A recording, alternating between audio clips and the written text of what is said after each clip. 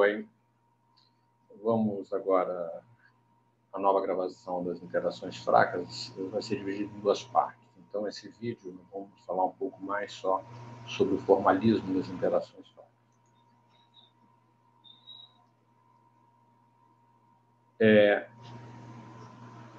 Nós já vimos um pouco do eletromagnetismo, recordamos um pouco quando nós vimos o espalhamento, discutimos um pouco a cromodinâmica, o SO3, e já falamos alguma coisa de interação fraca. Vou tentar agora fazer um certo resumo e apresentar um pouco mais cuidadosamente o formalismo, sem aprofundar.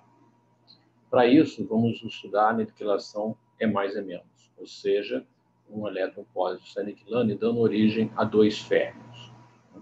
Dois férmions pode ser dois leptons, um lepton e seu antilepton, carregado em neutro, tanto faz, ou um quark e seu antiquark. Quando tem um quark e um antiquark, nós não observamos os quarks, é impossível observar quark, nós observamos o produto do decaimento dos quarks, em geral são jatos, que a gente fala que é produto da hadronização dos quarks. A seção de choque desse processo, nós vimos a seção de choque de Rutherford ou de Mott, você tem isso em meio, é dado por uma constante inversamente proporcional à energia ao quadrado e depende do quadrado das cargas elétricas. Né? Que cargas elétricas são essas? Se eu tenho aqui o diagrama de Feynman, um elétron e um pósito aniquilando, nesse vértice eu tenho a carga elétrica dessa corrente, que é a carga do elétron ou do pósito. Vai aniquilar num bóson, esse bóson dá origem a um par férmio-antiférmio, que pode ser lepton-antilepton, pode ser neutrino-antineutrino, pode ser quark-antiquark. E aqui eu tenho uma carga também. Vamos pensar um pouco quem é esse bóson. A energia não precisa se conservar, porque esse bóson existe por um tempo curto, então o princípio da incerteza me permite, nesse pequeno tempo, violar a energia. Mas conservação, como por exemplo, da carga, deve acontecer. O estado inicial tem carga nula, uma carga positiva e uma carga negativa que se anula. Então, esse bóson, que é um bóson único, tem que ser um bóson neutro. Não pode ser um W+, não pode ser um W-. Ele também não pode ser o gluon, porque o gluon carrega carga de cor, e aqui eu não tenho carga de cor nenhuma. Então, as possibilidades são ser ou um fóton ou um zezero. Não vão entrar, quer dizer, na hora de fazer a conta eu tenho que somar sobre as duas possibilidades, depende, um pouco mais provável ser um Z0 quando está perto da massa do Z0, mas não vamos entrar nisso. Vamos usar essas duas coisas em algumas situações para tirar algumas conclusões.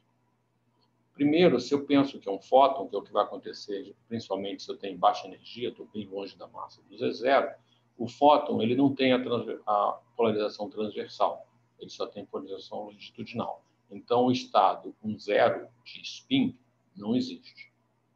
Isso quer dizer, quando eu penso em relação aos spins do elétron e do pósitron, que eles têm que estar alinhados. Ou eles têm que estar na mesma direção do momento do elétron, aqui eu estou indicando o momento do elétron, o momento do pósitron, logo antes da colisão, eu posso ter o spin do elétron na mesma direção do momento. Nesse caso, para aniquilar, o spin do pósito tem que estar oposto ao momento do pósito. É a única maneira de eu ter meio mais meio e produzir um fóton com projeção 1 do spin. A outra opção é o spin do elétron estar oposto ao momento do elétron, o spin do pósito está na direção do momento do pósito, e aí eu tenho um fóton com a polarização inversa.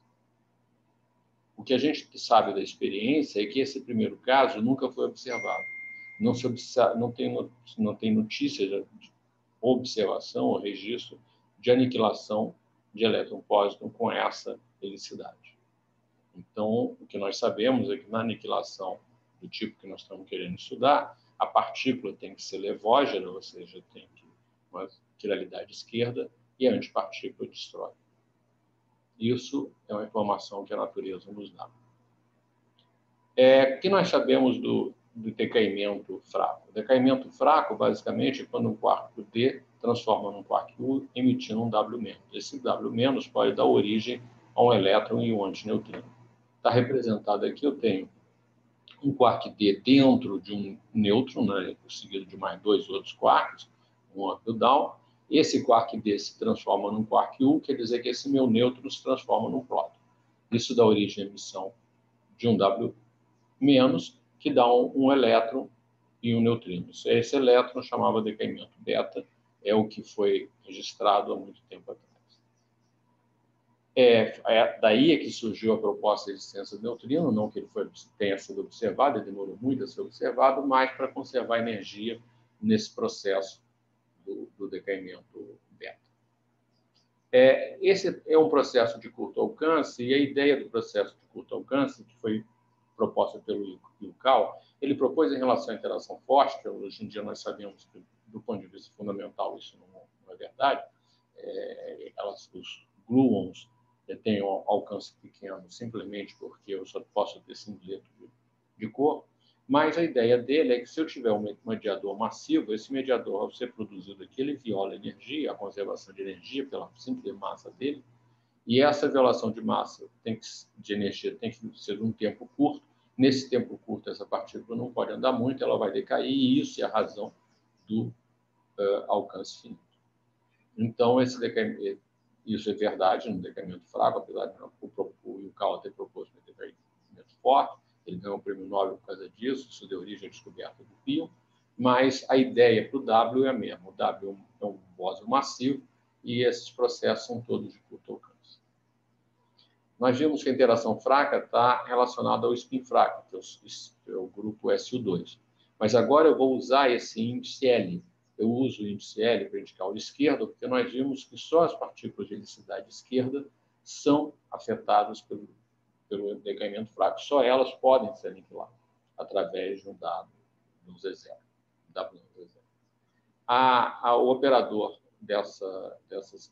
desse grupo é elevado a menos I alfa T, onde T é um vetor formado pelas matrizes de Pauli, que são os geradores do SU2. Isso nós vimos quando nós discutimos SU2 proposto como uma SU2 forte, que não funcionava, mas tudo funciona para esses isospins da interação fraca.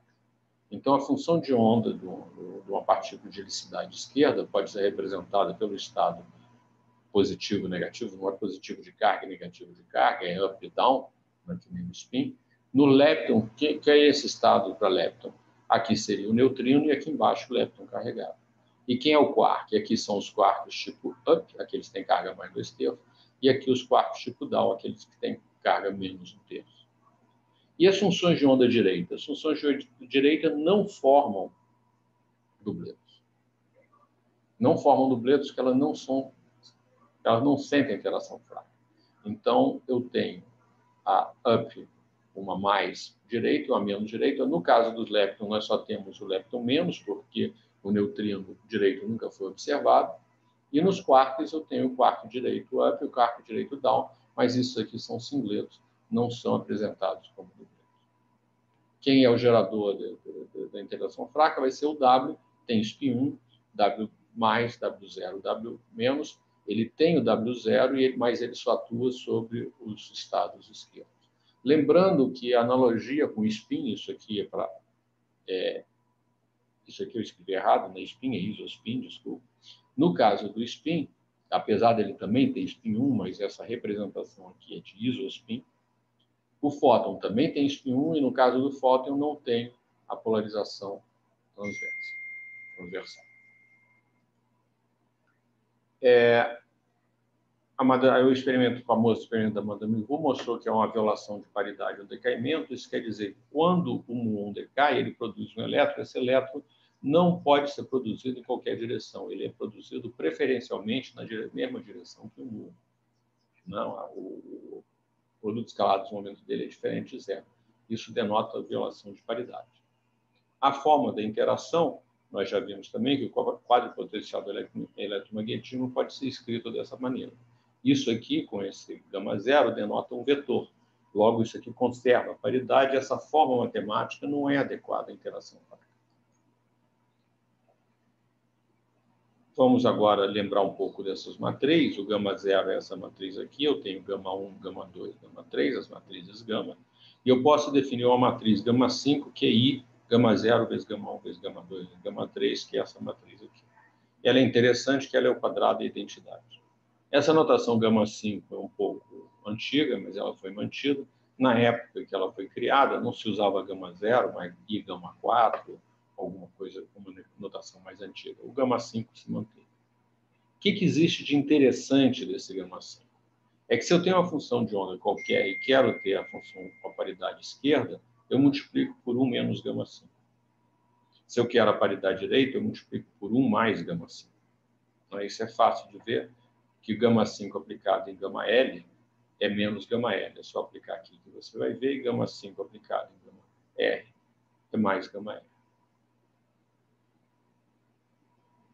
Então, o que nós vamos fazer daqui? Nós vamos usar a mesma, copiar do eletromagnetismo, que a gente faz sempre, mas adaptar essa forma para que a gente tenha uma violação da paridade. Como? Trocando esse gama 0, que ele conserva a paridade, por 1 menos gama 5, que ele viola a paridade, não só viola a paridade, como ele dá preferência ao gama N.